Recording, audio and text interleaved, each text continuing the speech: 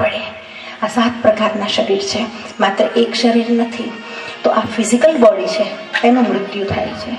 જેને તમે મૃત્યુ કહો છો એ આ સ્થૂળ શરીર છૂટી જાય છે, પણ બાકીના 6 શરીરોનું ઝુમખું લટકી રહે છે, જેને વાસના શરીર કહેવામાં આવે છે. અને એ શરીરનું લટકતું ઝુમખું કે જેને યોગ્ય ગર્ભ પણ નથી મળ્યો અને મોક્ષમાં પણ નથી ગયું. પરિનિર્વાણ એટલે શું? આવાગમન મટી જવું. જન્મની મૃત્યુથી પરમનન્ટલી મુક્તિ, તો કે મોક્ષમાં પણ નથી ગયો અને ગર્ભમાં પણ એને નથી જવું, લટકી રહ્યો છે. એને આપણે પિતૃ કહીએ છીએ અને એને મોક્ષમાં મોકલવાનું એક માધ્યમ આ કથાઓ છે.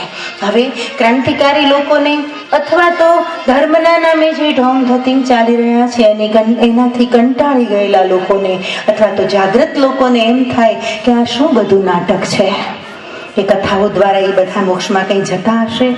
વાત સાચી છે, આ જે નાટક બનાવી દેવામાં આવ્યો છે ધર્મને, એક દુર્ભાગ્ય છે આપણું, આપણા સમાજનું, આપણા ધર્મનું એક કલંકિત પાસું છે. પણ શબ્દનો વિસ્ફોટ છે. વિસ્ફોટ પોઝિટિવ પણ હોઈ શકે, વિસ્ફોટ નેગેટિવ પણ હોઈ શકે. એમ આપણા ઋષિમુનિઓએ એવા શ્લોકો, એવી ચોપાઈઓ અને એમાં એવું વજન, એવો ભાવ અને એવી ઉર્જા મૂકી છે કે એનો રિયલ સત્સંગ જો થાય, એનો ધંધાદારી ઉપયોગ ન થાય, રિટેલ શોપ તરીકે વ્યાસપીઠનો ઉપયોગ કરવામાં ન આવે, આવતા જાઓ, 2 રૂપિયા મૂકતા જાઓ, પગે લાગીને સાઈડમાં જતા જાઓ, કથાનું થવું હોય થાય, ભલે વચ્ચે ગમે એટલું ડિસ્ટર્બન્સ થાય. આ રિટેલ શોપ થઈ ગઈ. છૂટક વેપાર જો ન થાય અને ખરેખર જો સંત સમગ્રતાથી આ શાસ્ત્ર છે, એ શાસ્ત્રના શબ્દોનું ઉચ્ચારણ હૃદયપૂર્વક અને ભાવપૂર્વક કરે તો આપણા શાસ્ત્રોને, આપણા ઋષિઓ કહે છે કે અંતરિક્ષમાં રહેલા આત્માઓ આ શ્રવણના, આ શબ્દના વિસ્ફોટ માત્રથી મોક્ષમાં ચાલ્યા જાય છે. એની વાસનાની ગ્રંથિઓ છૂટી જાય છે. આ શ્રદ્ધાનો વિષય છે. પણ મંચ પર કોણ બેઠું છે, કઈ રીતે સત્સંગ થઈ રહ્યો છે, કઈ રીતે કહેવાય રહ્યો છે, એમાં સમગ્રતા કેટલી છે, એ બહુ મહત્વનું છે. રિવોલ્વર, પિસ્તલ કોના હાથમાં છે એ મહત્વનું છે. ટ્રિગર દબાવો, ગોળી તો છૂટવાની જ છે. પણ ધ્યાન રાખજો, એ વિજ્ઞાન, એવું ભાગવતમાં તો સ્પષ્ટ લખ્યું છે કે અભક્તામસ્તાશ્ચ વિજ્ઞાય ન દદૌ સ કથામૃતમ. આ અભક્તને ન આપવું. વિજ્ઞાન દુષ્ટના હાથમાં પડે તો ગોળી ગાંધીને વાગી જાય. સમજાય છે? વિજ્ઞાન દુષ્ટના હાથમાં ન પડવું જોઈએ. અને અકસ્માતથી દુષ્ટોના હાથમાં પડી ગયું હોય તો ખેર, આપણે એમાં નથી પડવું. આપણે કોણ કહેનાર? ડોન્ટ બી અ જજ. આપણે જજ નથી બનવું, નિર્ણય લેનાર આપણે કોણ? છોડી દો અસ્તિત્વ ઉપર. ચાલવાનું હશે ત્યાં સુધી બધું ચાલ્યા કરશે, પણ મારે અને તમારે શું કરવાનું છે, આપણે એ જોવાનું છે. અને અહીંયા તો એક ભગવાને સરસ વાત કરી કે સંગમ શરણમ ગચ્છામિ. ભાઈઓ, દીકરાઓ, માતાઓ, અહીંયા એક સંઘ બળ એકઠું થાય છે. આની આ કથા હરિમહારાજના ઓરડામાં બેસી નહીં થઈ શકે. મને તો કાંઈ ફેર નહીં પડી. ધૂળમાં બેસીને બોલીશ તો હું તો આ જ બોલવાની છું. એમાં કે લાખો રૂપિયાના ખર્ચાની જરૂર નથી.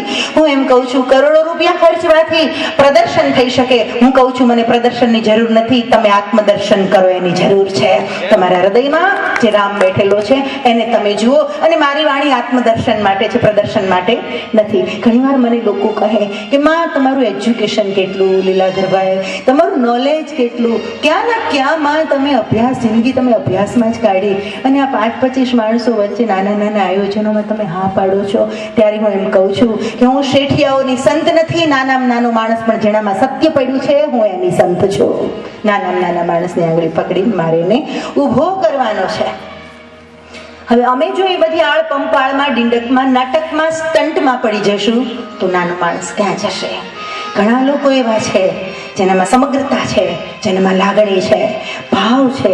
મારી વાણી સાંભળીને ગદગદિત થઈ જતા હોય, પણ બિચારા પાસે 5-10 લાખ રૂપિયા ખર્ચ કરવાના નથી. શું કરશે એવા સાધકો? ના, જ્યાં તક મળી સમય આપો. જીવન છે, જીવવા માટે છે, આનંદથી જીવવા માટે છે. 12 કલાકોનો હું સદુપયોગ કરું છું.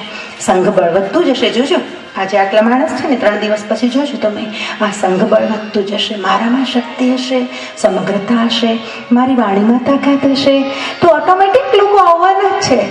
બહુ સ્વાભાવિક છે. બગીચો હોય ત્યાં પતંગાઓ એને મેળાએ આવવાના છે. પણ બગીચામાં કંઈક તથ્ય હોવું જોઈએ. પ્લાસ્ટિકના ફૂલો હોય તો કંઈ જામે નહીં. તો ભાઈઓ દીકરાઓ, અહીંયા એક પ્રાર્થનાનું બળ વધે છે. કઈ રીતે? હું એકલી કહું એ તો ઠીક છે, પણ તો પછી બુદ્ધ કઈ ગાંડો હતો? તો બુદ્ધે કહ્યું કે સંઘમ શરણમ ગચ્છામિ. શું કામ આમ કહ્યું? સંઘ એટલે સમૂહ, પણ સમૂહ એટલે કેવો સમૂહ? ટોળાની વાત નથી. એક જ પ્રકારનું ધ્યેય લઈને એ ધ્યેયને પૂરું કરવા માટે જેહાદ કરનારા. જેહાદ ઉર્દુ વર્ડ છે, પણ જેહાદનો અર્થ થાય છે મથામણ. જેહાદનો અર્થ છે મથામણ.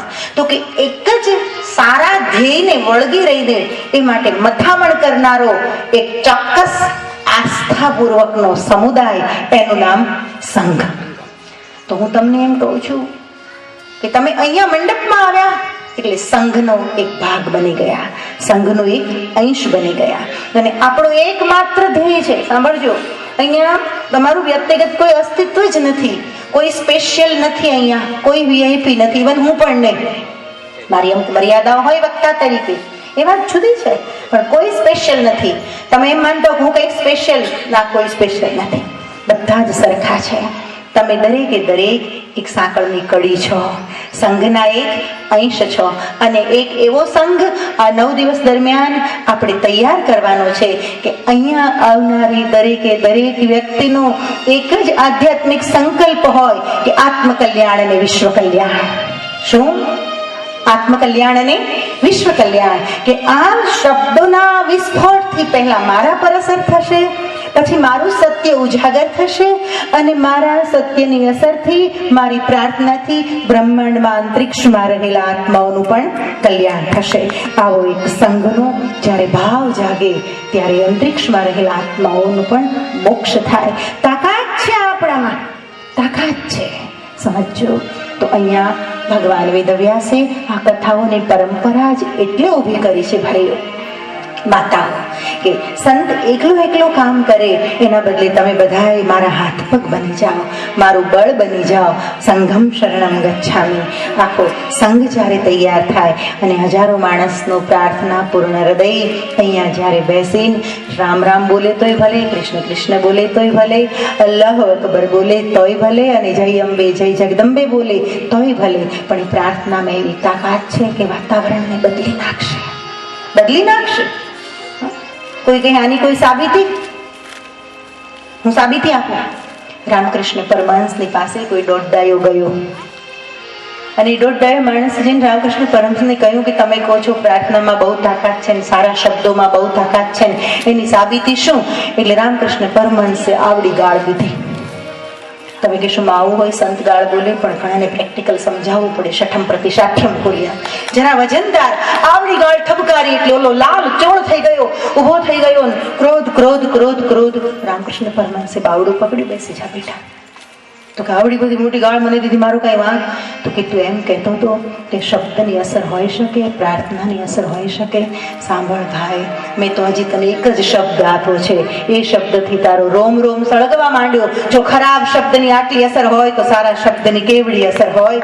માતાઓ દીકરીઓ, મારે તમને કહેવું છે કે 1.5 કલાક સવારે, 2 કલાક સવારે, 2 કલાક સાંજે તમે દિવ્ય શબ્દોના સાનિધ્યમાં છો.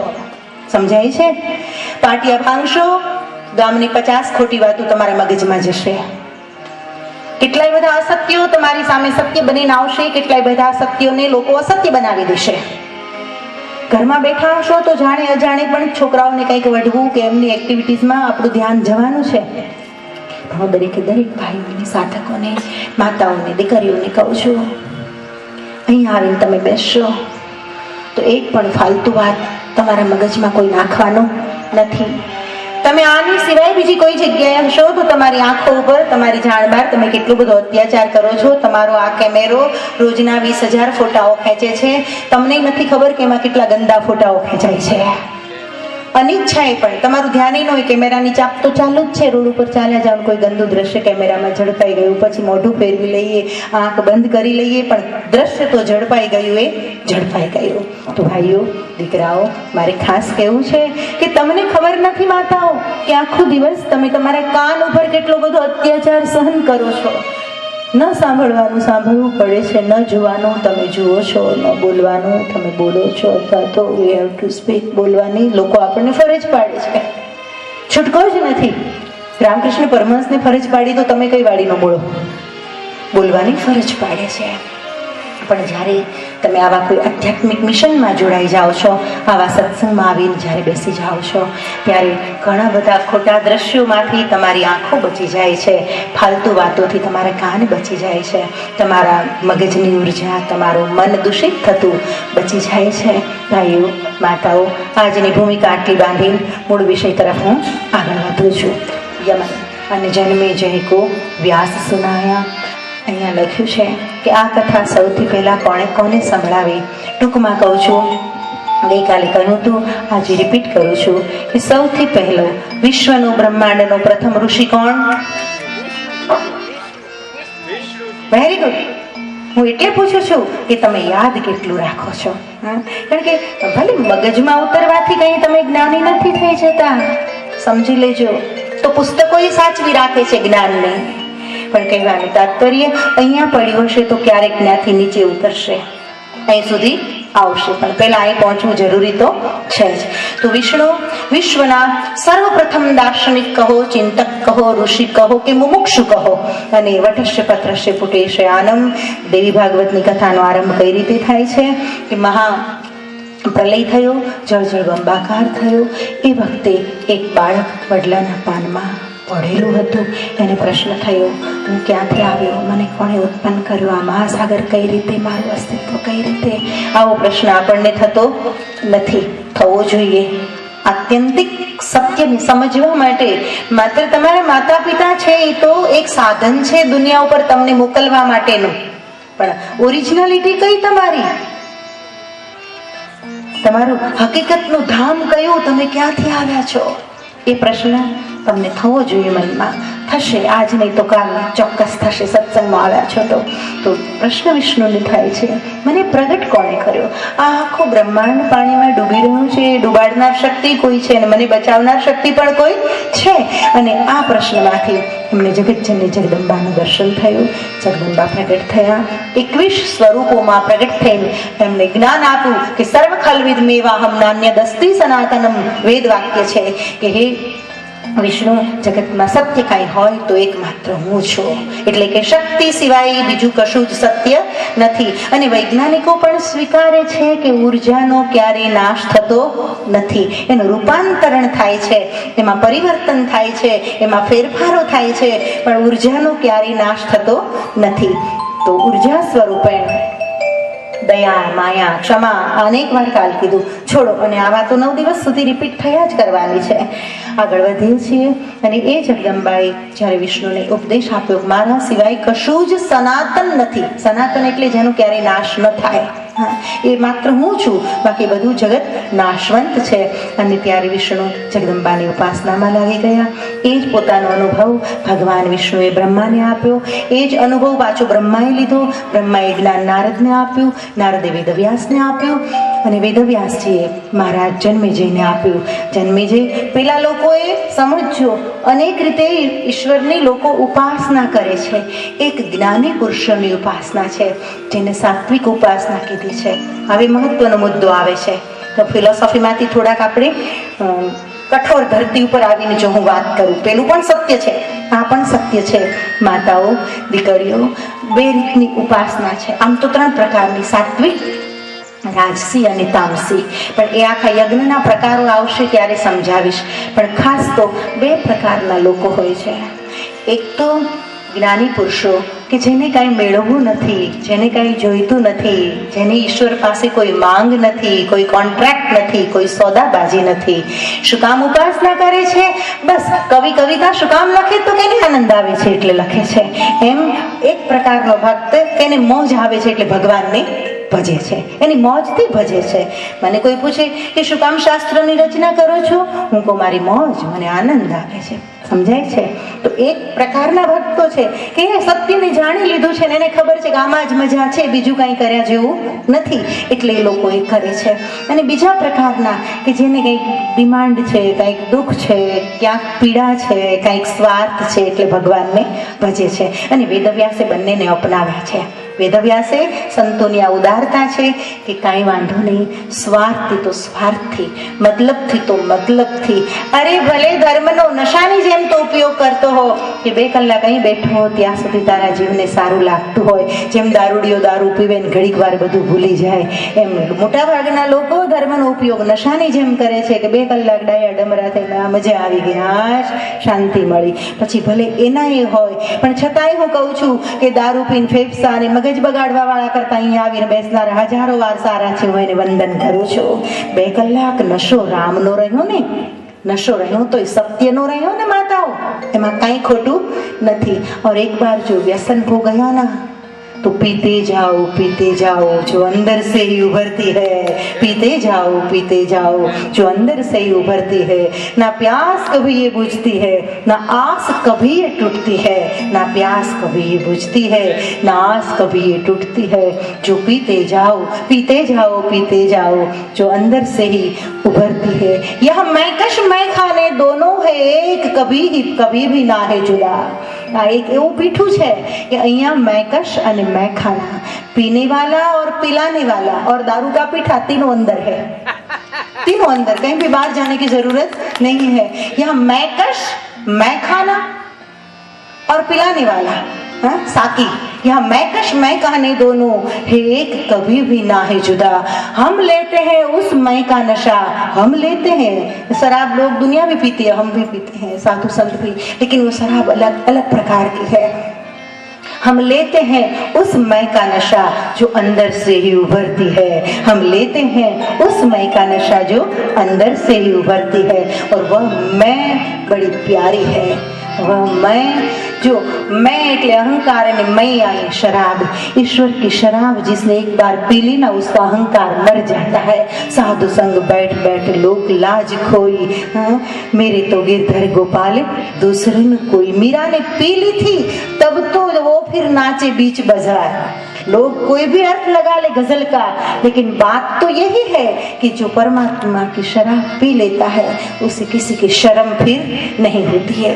खैर माताओ ભાઈઓ, તો અહીંયા વેદવ્યાસજી કહે છે કે એક વર્ગ તો એવો છે કે સમજદારીપૂર્વક ભગવાનને ભજે છે, એણે સત્યને જાણી લીધું છે કે આના સિવાય કાંઈ કરવા જેવું નથી. અને બીજો વર્ગ ભલે ઉપયોગ કરે છે કે થોડીક વાર નશો હોય, એનેસ્થેસિયા જેવું કામ કરી જાય તો કાંઈ નહીં, એટલી તો પીડા ઓછી, 2 કલાકની પીડા તો ઓછી, હું ફેવરમાં છું, કંઈ વાંધો નહીં. તમે ઉપયોગ કરતા હો અમારો, તમે ઉપયોગ કરતા હો શાસ્ત્રોનો, તમે ઉપયોગ કરતા હો મંદિરો અને મસ્જિદોનો, તો પણ કંઈ વાંધો નથી, એમાં ખાસ નુકસાન જેવું નથી, ઓલી શરાબમાં નુકસાન છે. ખેર ભાઈઓ, મૂળ વિષય તરફ જઈએ. અને જન્મેજય મહારાજ જ્યારે દેવી ભાગવત સાંભળવાની તૈયારી બતાવે છે, વેદવ્યાસે લખ્યું, એક જુદી છલાંગ લાગી અને લખ્યું. વેદવ્યાસનો દેવી ભાગવત પ્રત્યેનો પ્રેમ, એમાં સમગ્રતા, જ્ઞાન, સાધના, એનો કવિ અને સત્ય, આ બધાનો સમન્વય છે. પણ જન્મેજય જ્યારે દેવી ભાગવતના શરણે આવે છે ત્યારે બિચારો દુખિયારો છે, એ દુખિયારો છે. શું કામ આવ્યો છે? તો કે મારા પિતાને સર્પદેશ થયો, એનો આત્યંતિક મોક્ષ નથી થયો, હું એમને મોક્ષમાં લઈ જવા માંગુ છું, મારી મદદ કોણ કરે? એટલી બધી પીડા છે. અને આ આરત દુઃખી હૃદય વેદવ્યાસની પાસે આવે છે. વેદવ્યાસ એમને દેવી ભાગવત સંભળાવવાનો પ્રારંભ કરે છે. અને પરીક્ષિતનો તો મોક્ષ થયેલો જ હતો, કારણ કે નિર્ભય થઈ ગયો હતો એ માણસ. કૃષ્ણની કથા સાંભળતા સાંભળતા રોમ રોમમાં કૃષ્ણ વ્યાપેલો હોય, એને મોત આવે કે ના આવે પછી કોઈ ફરક નથી પડતો. जो जिंदा ही मर जाता है वो नाम अमर कर जाता है, जो जिंदा ही मर जाता है वो नाम अमर कर जाता है. यह बात नहीं कोई आशा, बोलવું સહેલું છે પણ એટલું આસાન નથી. जो जिंदा ही मर जाता है वो नाम अमर कर जाता है. यह बात नहीं कोई आशा, तुम चाहो तो हमारे साथ चलो, चाहो तो हमारे साथ चलो, तो आपको भी पता चल जाएगा कि जीते जी मर जाने की कला कैसी होती है. ખેર ભાઈઓ, માતાઓ, પરીક્ષિતની વધારે ચિંતા નહોતી સૌથી વધારે ચિંતા તો જન્મે જઈને પોતાને જ હતી, પોતાના પિતાને લઈને. સમજાય છે? અને વેદવ્યાસને થયું કે જન્મે જઈને આ દુઃખમાંથી મુક્ત કરવો જરૂરી છે. તો એક पंथ दो का आज भले हो जाए, देवी भागवत सुनाऊंगा, उसकी श्रद्धा है, शब्द का विस्फोट होगा, वातावरण में असर फैलेगी.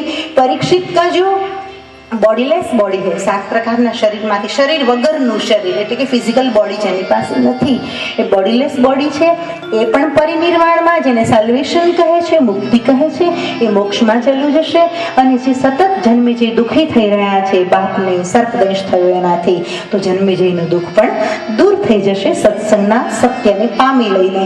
એટલે લખ્યું છે, જન્મે જય કો વ્યાસ સુનાયા,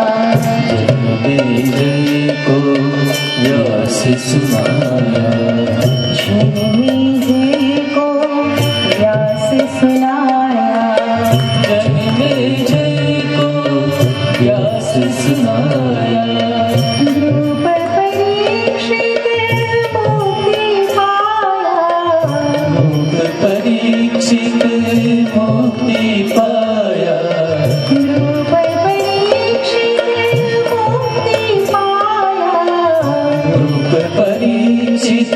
मुक्ति पाया, ध्रुव परीक्षित मुक्ति पाया, ध्रुव परीक्षित मुक्ति पाया, जन्मे जय को, जन्मे जय को, जन्मे जय को व्यास सुनाया. जन्मे जय महाराज भगवान वेदव्यास जी भागवत संभળાવે, શ્રીમદ દેવી ભાગવત. અને શક્તિના વિવિધ સાકાર સ્વરૂપો, એનું વિરાટ નિરાકાર સ્વરૂપ અને શક્તિની સર્વોપરિતા અને માયા, આ સાંભળતા સાંભળતા પરીક્ષિતનો તો મોક્ષ થઈ ગયો, પણ જન્મે જઈનો જીવતા મોક્ષ થઈ ગયો. હો, ધ્યાન રાખજો. જયશ્રીબેન, પિતૃનો તો મોક્ષ થવાનો છે. આસ્થાનો વિષય છે, શ્રદ્ધાનો વિષય છે. હું કહું છું થવાનો છે, કારણ કે એનું જે મોક્ષ ન થવાનો હોય તો એના સગા સંબંધીઓને આવું સારું કામ કરવાની બુદ્ધિ જ ન સૂજે. લખ્યું છે શાસ્ત્રમાં, સત્કર્મની ઈચ્છા થાય, સારા રસ્તે પૈસા વાપરવાની ઈચ્છા થાય, તો સમજજો કે તમારા પૂર્વજોની કૃપા વરસી છે. નહીતર માણસ પોતાના પૈસાનો ચોકીદાર બની શકે છે, પણ માલિક બની શકતો નથી. અને માલિકમાં ચોકીદારમાં ફરક કેટલો કે ચોકીદાર હોય રોજ ગણે, એફડી છે, લાખની છે, 1.5 લાખની છે, 2.5 લાખની થઈ, 2.5ની થઈ, 3ની થઈ, આવતા વર્ષે 5ની થઈ જશે. એફડી વારે ઘડીએ તિજોરીમાંથી કાઢે, જોવે, પાછી મૂકી દે. એટલે ટૂંકમાં એની ચોકી કરે કે કઈ ઓછી તો નથી થઈ ને, બીજો કોઈ નથી વટાવી શકવાનો, ખબર છે. છતાં પણ એની ચોકી કરે ને ટાઈમ ટુ ટાઈમ ગણે, પણ વાપરી ન શકે. હું એમ કહું છું, પોતાના પૈસાને જે વાપરી શકે એ પૈસાનો સાચો માલિક છે ભાઈ. ચોકીદાર નહીં બનતા, તમારા પૈસાના માલિક બનજો, તમારા ધનના માલિક બનજો, કે સારા રસ્તે તમે વાપરી શકો. ભોગવાદ નહીં, ભોગવે તો બધાય છે, બધાય ભોગવે છે, પણ કંઈક સત્કર્મમાં આવા યજ્ઞો થતા હોય, આ મંડપની પાછળ ખર્ચો થાય અને 1000, 2000, 5000 માણસ આની શીળી છાયામાં આવીને બેસે અને જ્ઞાન પ્રાપ્ત કરે, તો એ પૈસા ધન્ય બની ગયા કહેવાય. 100-200 માણસ ભૂખ્યા થયા હોય, ગામડેથી આવનારો માણસ, ગરીબ ઘરનો માણસ હોય, મજૂરી તો એની પડી હોય 100 રૂપિયા, મારે માની કથા સાંભળવી છે. નાના માણસ માટે કથા અઘરી થઈ જાય. 100 રૂપિયાનું રોજ બાળીને જે માણસ આવ્યો હોય, એટલે 100 રૂપિયા તો એના ગયા, પ્લસ ગાડી ભાડું 25-50 રૂપિયા બીજા થયા હોય, અને પછી ખાવા માટે પાછો 50 રૂપિયા બીજા વાપરે, તો નાના માણસને સત્સંગ નથી પોસાતો.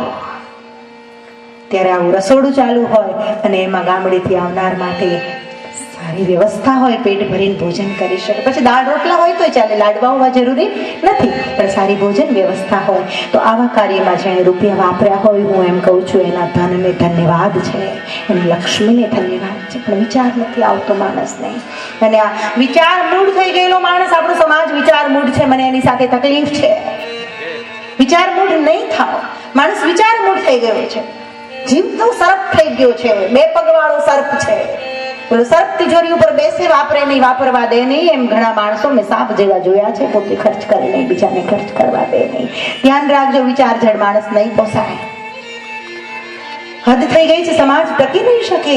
એટલે દરેકને કહું છું, ઈશ્વરે તમને આપ્યું હોય તો યથાશક્તિ, જરૂરી નથી કે આવી કથાઓ જ કરાવો 5 લાખ ખર્ચીને, પણ તમારી યથાશક્તિ તમે કંઈક વાપરજો તો એ વાપરવાની તમને મોજ આવશે, તમને આનંદ આવશે. એવો આનંદ હું લઉં છું, ફકીર છું તો તમે પણ જરૂર લેજો, તમને કહું છું. ખેર ભાઈઓ, મૂળ વિષય તરફ આગળ વધીએ છીએ. દેવી ભાગવત મહાત્મ્યનો પ્રારંભ થઈ ગયો છે. આપણને ખબર પણ ન પડી મહાત્મ્યનો પ્રારંભ થઈ ગયો. પહેલો પ્રભાવ મહારાજ પરીક્ષિતનો તો મોક્ષ થયો, પણ જન્મેજય મહારાજે દેવી ભાગવત જ્યાં પૂર્ણ થયું ત્યાં ભગવાન વેદવ્યાસને હાથ જોડીને કહે છે, ગુરુ મહારાજ, હવે મારા મૃત્યુ પાછળ મને કશું જ કરવાની જરૂર લાગતી નથી, હું પરિતૃપ્ત થઈ ગયો છું, અમૃતના ઉડકાર મને આવે છે. તો આ જીવતા મોક્ષ આપે એવી કથા છે. દીકરીઓ, માતાઓ, આળસ કરતા નહીં, ટીવીની ચેનલોની સામે ગાંડાની જેવા, મૂઢની જેવા બેઠા રહો છો અને ન શીખવાનું શીખો છો. 3-4 કલાક ટીવી પાછળ બરબાદ કરો છો, જેમાંથી તમને કશું જ સારું મળતું નથી. મોસ્ટ ઓફ સિરિયલો એવી છે કે કોનું કેમ કરી નાખવું, કેમ ઘરમાં કજિયા કરાવવા, ક્યાં પોલિટિક્સ કરવું, કોના કેમ ટાંટિયા ખેંચવા. મોટા ભાગની સિરિયલોમાં આવું જ્યારે શીખવાનું મળે છે ત્યારે હું એમ કહું છું કે 3-4 કલાક ટીવી પાછળ તમારી ઉર્જા વેડફી નાખવાના બદલે આવજો, બેસજો. મને ખબર છે તમારા શરીરને અહીં તકલીફ પડે છે, કારણ કે સુખ સગવડોમાં જીવવા ટેવાઈ ગયા છે. માણસ પાસે પૈસો આવતો ગયો એમ શરીર ખતમ થઈ ગયું. આપણું કામ મશીન કરવા લાગ્યા.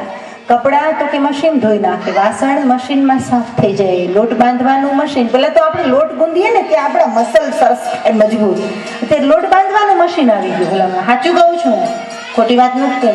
લોટ બાંધવાનું મશીન, અરે છાશ કરવાનું, અરે ભાઈ પેલી ગોળીમાં રવૈયો મૂકીને જે નેત્રા ખેંચવાના હતા એ મજા તો ગઈ. સવારના પોરમાં ઉઠીને દેરાણી જેઠાણી પસીને રેપઝેપ થતી હોય અને ભજનો ગવાતા હોય અને એ વલોણું ઘમ્મર વલોણુંનો અવાજ સાંભળતા સાંભળતા પુરુષોની નીંદ ઉડતી હોય અને નિંદરમાં એ પુરુષ આનંદ લેતો હોય, મારી પત્ની છાશ બનાવે છે, માખણ ઉતારશે, હું એને ખાઈશ. એ બધી વાત તો ગઈ, પણ ઉલટી આવડો હોબળો ચડાવીને બેઠું કે મને આજ સારું નથી, પાઉંભાજી તૈયાર લઈ આવો. પુરુષને બિચારાને બીપી ન થાય તો આમાં થાય, આટા ન મૂકે તો કરે હું. હા, સાચું બોલું છું ખોટું બહેનો? તો એ ગમ્મર વલોણાની મજા તો ગઈ, પણ અડધો શેર દૂધ મેળવ્યું હોય ભાઈ, ખાલી અડધો શેર દૂધ. એ અડધો શેર દૂધમાં ઝેણી ફેરવવી નથી. એમાંય શું બ્લેન્ડર કો ગ્રાઇન્ડર કો જે કહેતા હોતે, એમાં એક ચાપ જ દબાવવાની અને હજી સ્વિચલેસ આવશે. મને તેવું લાગે છે કે સ્વિચલેસ, ચાપે નહીં દબાવવાની, અંગૂઠાએ તકલીફ એટલી પણ લેવાની નહીં.